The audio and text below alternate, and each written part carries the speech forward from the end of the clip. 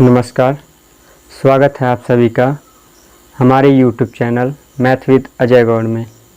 मैं हूं आपके साथ अजय गौड़। आप जैसा कि जानते हैं कि अभी तक हम लोग पढ़ रहे हैं क्लास 10 का NCERT मैथ से एक्सरसाइज 1.2। इसमें जो बेसिक चीज़ें थी वो अभी तक हम लोग समझ रहे हैं, तो अभी भी आगे बेसिक चीज़ें हैं। मैंने आपको बोला था कि ये वाला वीडियो जो है आपको देखना बहुत ज़रूरी है, क्योंकि यदि ये वाला वीडियो नहीं देखते हैं पूरा आप, तो पिछली वीडियो देख करके आपका वो सारे के सारे नॉलेज ख़राब हो जाएगा, यानी कि आपको समझ नहीं आ पाएगा। यदि ये वाला वीडियो पूरा नहीं देखते हैं तो 1.2 एक्सरसाइज जो है वो अच्छे से समझ नहीं आएगा। और एक बात और आपसे कह दूं कि मतलब जो भी आप सपोर्ट कर रहे हैं या फिर आप वास्तव में कुछ पढ़ना सीखना चाहते हैं तो वीडियो को लास्ट तक देखें, और सपोर्ट करते हैं तो भी आप वीडियो को लास्ट तक देखें, ठीक है। तो मेरा ये विश्वास है कि आपको कुछ न कुछ नई चीज़ें ज़रूर सीखने को मिलेगा।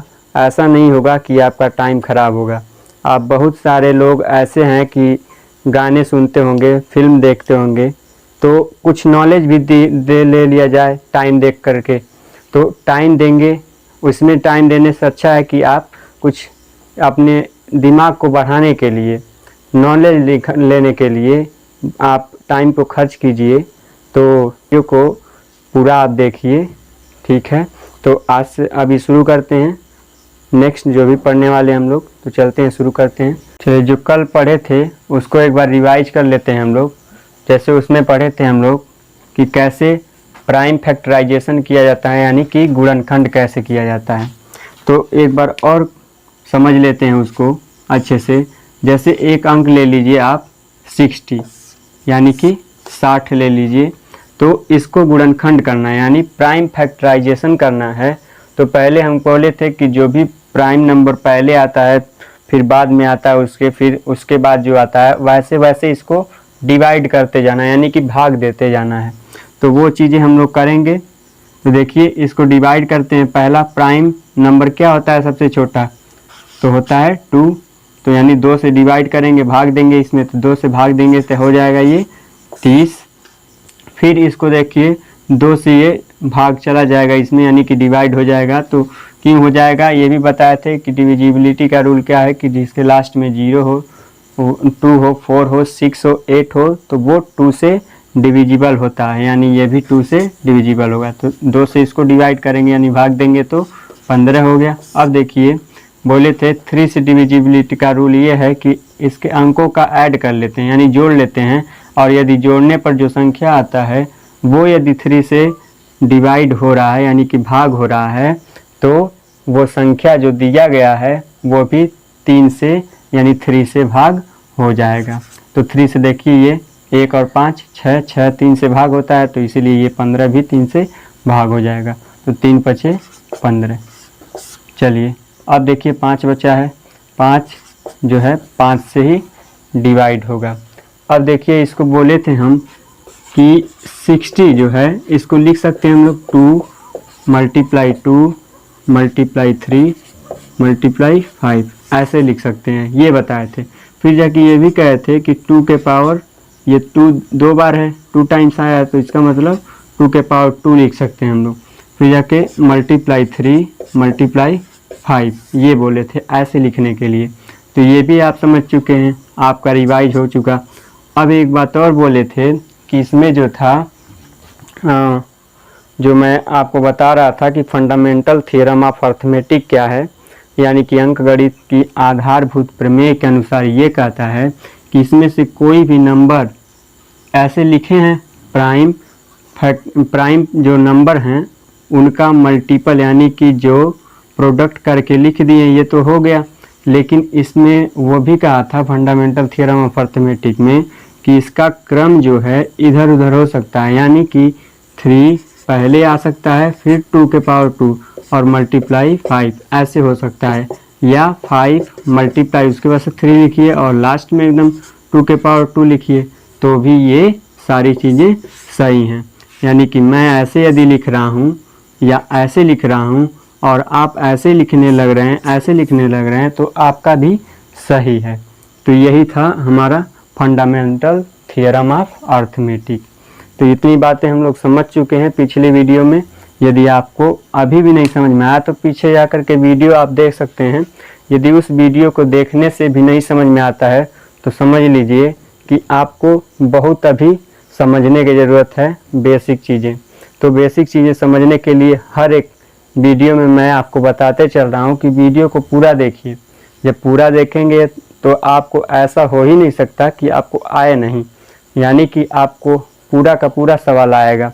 एक भी सवाल ऐसा नहीं आपसे बचेगा कि आपसे न लगे। तो आप पूरा देखिए वीडियो को और समझने का प्रयास कीजिए। तो चलिए, ये तो रिवाइज हो गया। अब आगे बढ़ते हैं, आज का जो भी काम करना है वो करते हैं। आगे यदि मैं आपसे पूछूं कि एक ए है और एक बी है, दोनों का मल्टीप्लाई कर रहे हैं यानी कि गुणा कर रहे हैं, तो ये ए और बी ऐसा क्या होना चाहिए कि गुणा करने पर उसके लास्ट में 0 आए, है ना। कोई भी नंबर हो लेकिन उसके लास्ट में 0 आए। इस तरह से मैं पूछूं तो आप क्या बताएंगे? यहाँ पे ए और बी का मान क्या होना चाहिए? तो आप कहेंगे दोस्त कि यहाँ पे ए और बी के जगह पे, यहाँ पे ए के जगह पे 2, बी के जगह पे 5 होना चाहिए, तो हो जाएगा 0। मल्टीप्लाई करेंगे तो 2 बचे 10, यानी 10 आएगा, इसके लास्ट में 0 आ जाएगा। ये बात आप समझ चुके हैं। तो अभी आप ये भी सोच रहे होंगे कि 2 और 5 नहीं सर, यहाँ पे 6 और 5 का भी मल्टीप्लाई कर रहे हैं तो भी लास्ट में 0 आ रहा है ना। तो ऐसा सोच रहे हैं, बिल्कुल सोचना सही है। लेकिन यहाँ पे भी देखिए, इस 6 को जो है, यहाँ 6 को हम क्या लिख सकते हैं? 3 गुणे 2 लिख सकते हैं कि नहीं 6 को, और फिर जाके मल्टीप्लाई 5। तो इसमें भी तो 2 और 5 आ रहे हैं, तभी तो 0 बन रहा है उसके लास्ट में। तो हमको यही याद रखना है कि जब भी किसी भी संख्या में यदि 2 और 5 नहीं शामिल रहेंगे तो उसके लास्ट में कभी भी आंसर 0 नहीं आएगा। यानी उस अंक के लास्ट में जो भी रिजल्ट आएगा उस अंक के लास्ट में 0 नहीं आएगा जब तक कि 2 और 5 ना हो। तो ये 2 और 5 रहना ज़रूरी है, तभी किसी भी अंक के लास्ट में 0 आएगा मल्टीप्लाई करने पर। तो ये आपको बातें याद रखना ज़रूरी है। चलिए, इसमें कुछ दिया है सवाल, तो उसको समझते हैं, देखिएगा। चलिए, तो एक सवाल मैं अपने तरफ से देता हूं और उसके बाद से इसमें एक सवाल दिया है उसको मैं बताता हूं, ठीक है। तो आप समझने का प्रयास कीजिएगा। मैं कहूं यदि कि 2 के पावर n है, तो आप बताइए कि n की ऐसी कौन सी वैल्यू रखेंगे, यानी n का क्या मान रखेंगे कि यहाँ पे उसका सॉल्व करने पर, ठीक है, इस जो क्वेश्चन है इसको सॉल्व करने पर उसके लास्ट में जो आंसर आएगा उसके लास्ट में 0 आना चाहिए, है ना। तो आप सोचिए कि 2 के पावर n है, तो n का ऐसा कौन सा मान रखें ताकि इसका रिजल्ट जो है उसके लास्ट में 0 आए। ये बात समझना है हमको। तो अभी ये देखिए, यहाँ पे कोई 2 के पावर n है, हम लोग कुछ भी रख लेते हैं। यहाँ पे 2, 3, 4 n का मान कुछ भी रख सकते हैं आप। 2 यदि रख लेते हैं तभी भी आप क्या लिखेंगे? यदि 2 रखते हैं तो 2 के पावर 2 लिखेंगे, ऐसे ही लिखेंगे। और जब इसको सॉल्व करेंगे तो 2 गुणे 2 ऐसे लिखेंगे और इसका रिजल्ट जो है 4 आएगा, है कि नहीं।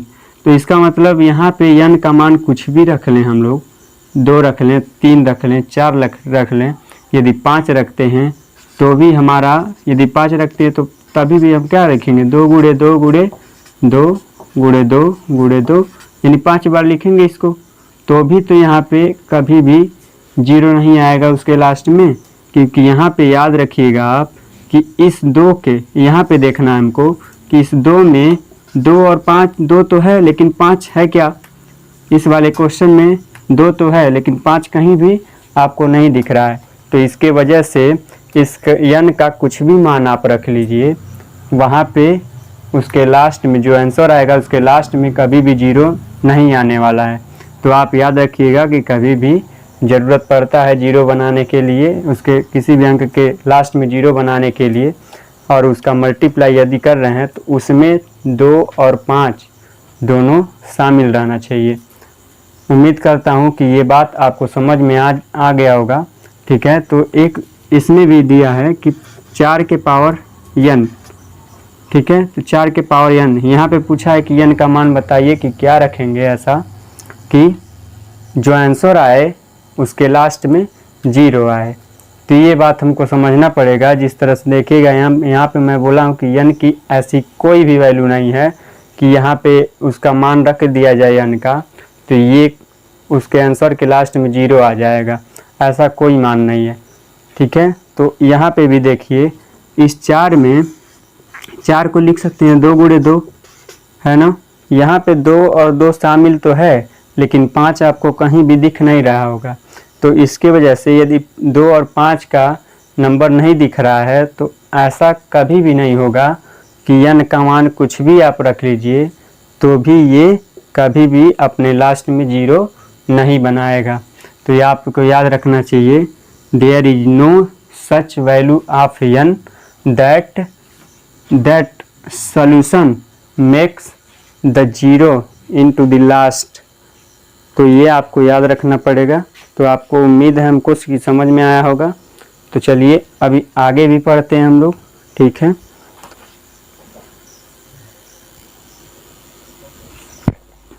चलिए देखिएगा, एक क्वेश्चन लेते हैं जिसका एलसीएम और एचसीएफ बताइएगा कि क्या होता है।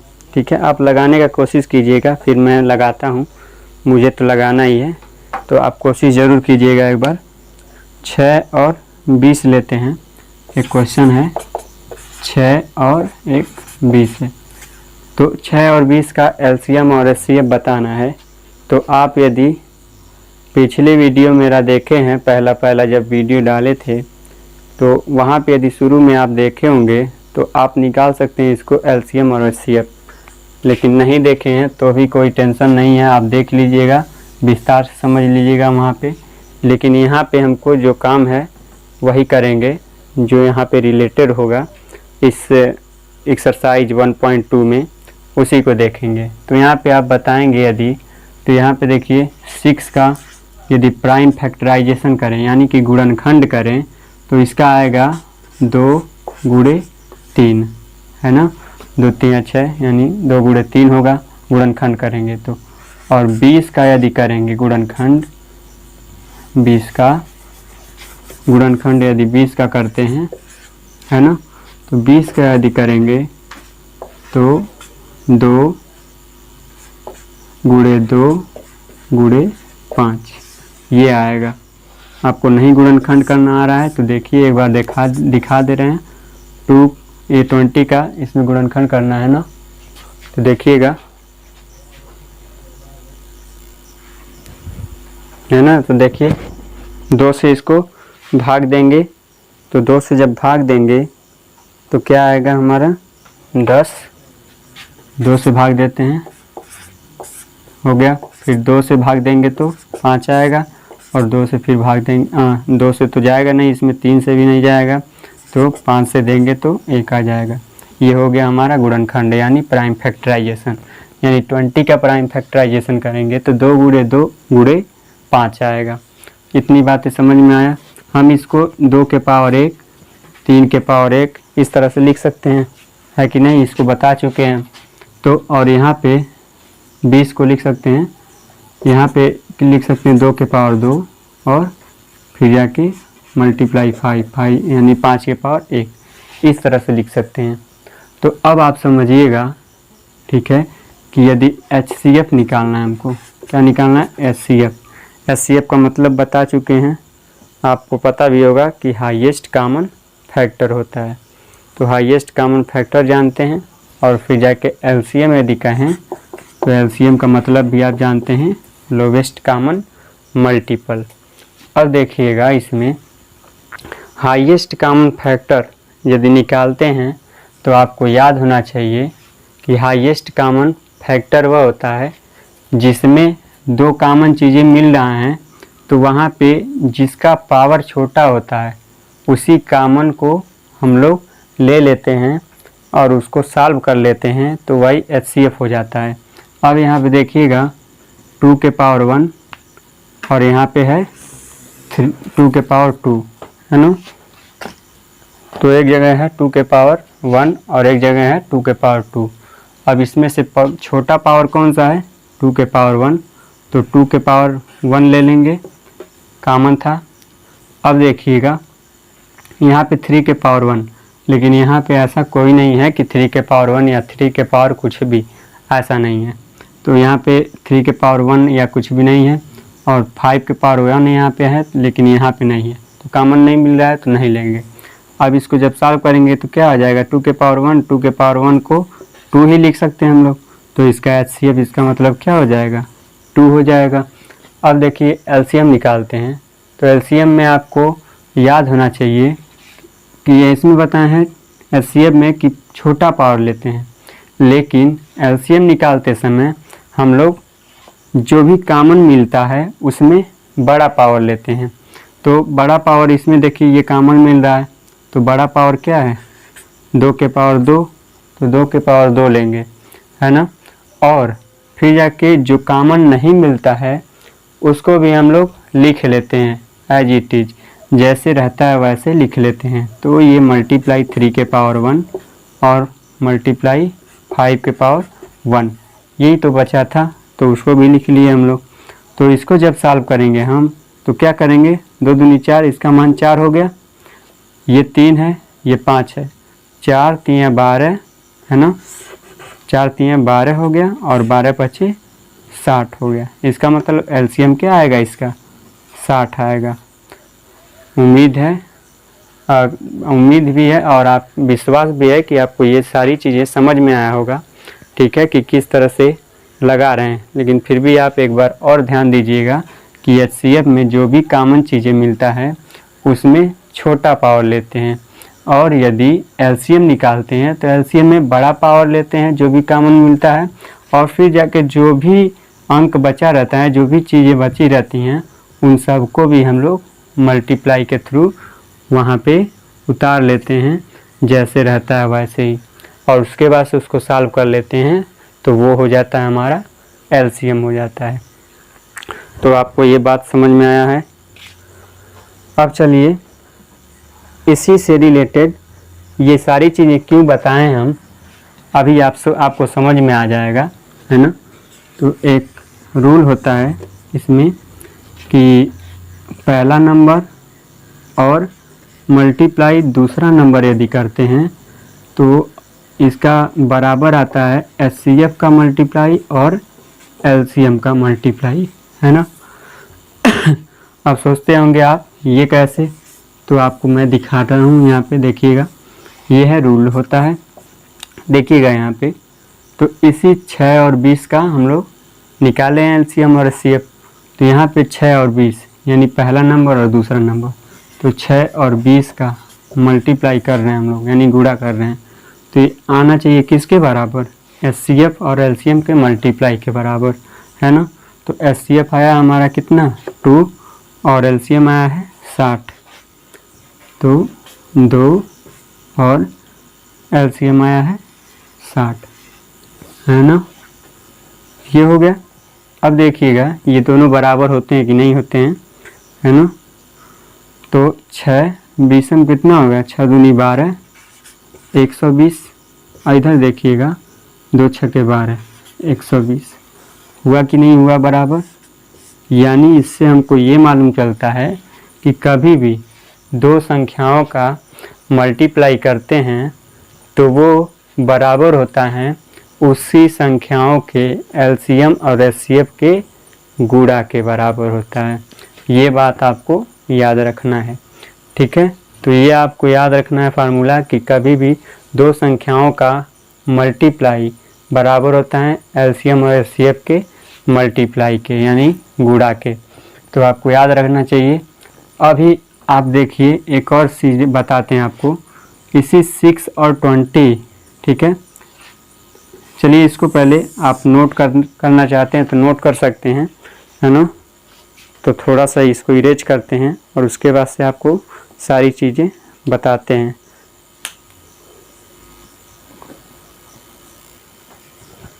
चलिए देखिएगा, अब अगला सवाल लेते हैं, है ना। आपको एक चीज़ और बताने के लिए, अभी ये रूल पढ़ रहे हैं हम लोग कि दो संख्याओं का मल्टीप्लिकेशन मल्टीप्लाई करने पर उस संख्या के एचसीएफ और एलसीएम के मल्टीप्लाई के बराबर होता है ना। तो ये वाला चीज़ें पढ़ रहे हैं। अब इसको देखते हैं। 6 का यदि करेंगे गुणनखंड यानी प्राइम फैक्टराइजेशन तो आएगा 2 गुणे 3। यदि 20 का करेंगे तो आपको बता चुके हैं कि इसको लिख सकते हैं 2 के पावर 2 और गुणे 5, है ना। और फिर जाके 12 को यदि लिख लेंगे तो 12 को देखिए क्या लिख सकते हैं। 12 के गुणनखंड आप करके देख लीजिएगा क्या होता है।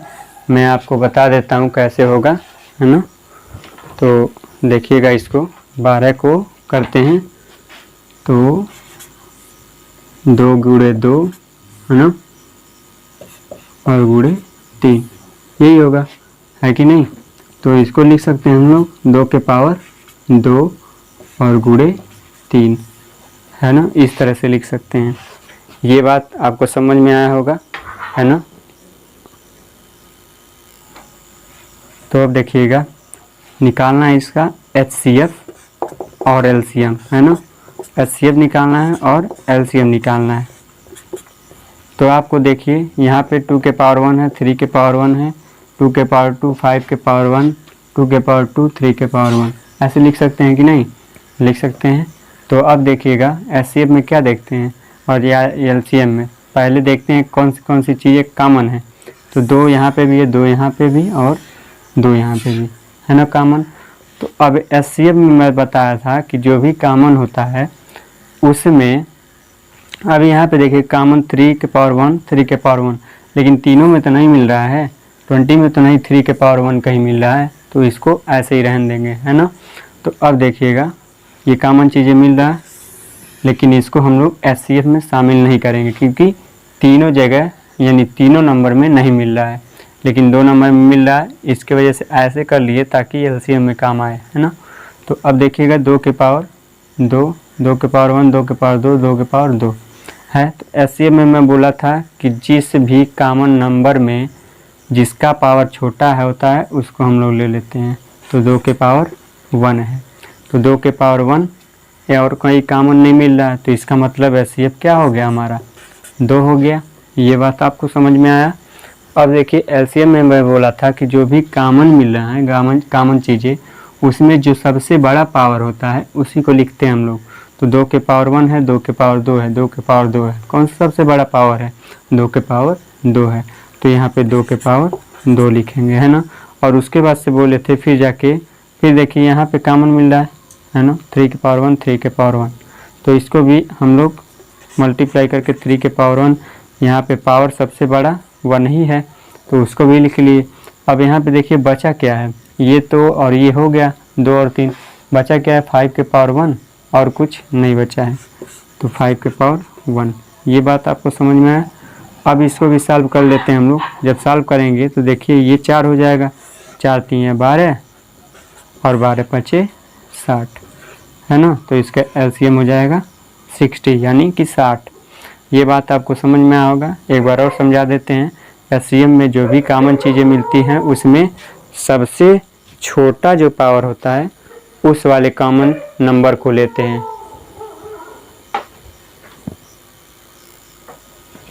अब यहाँ पे अप्लाई करते हैं उस वाले, हम ये जो फार्मूला है इसमें अप्लाई करते हैं इस चीज़ को, है ना। तो यहाँ पे देखिए नंबर का मल्टीप्लाई कौन कौन सा नंबर है, 6 20 और 12, 6 20 और 12, है ना, इक्वल्स टू होगा एलसीएम और एचसीएफ के। तो एचसीएफ हमारा 2 और एलसीएम है 60, है ना। अब देखिएगा यहाँ पे यदि इसको मल्टीप्लाई करेंगे हम लोग तो देखिए 2 6 के 12 120 आएगा, है ना।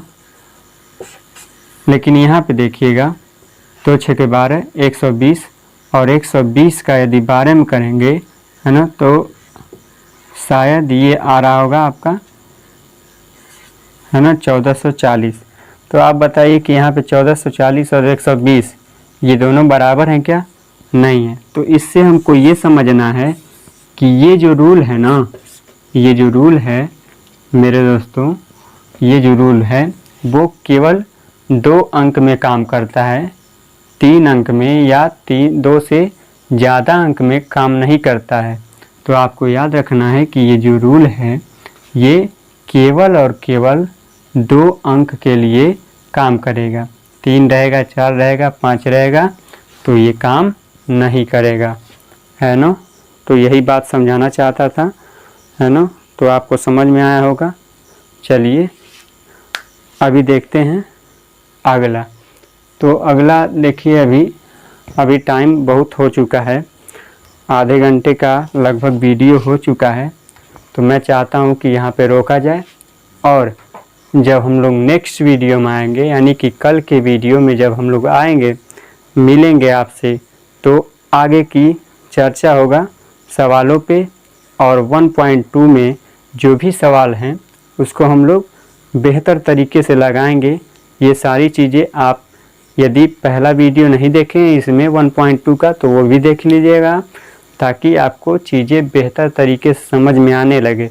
जब 1.2 का हम लोग एक्सरसाइज का सवाल यदि करना शुरू करें तो आपको किसी भी प्रकार का दिक्कत ना रहे।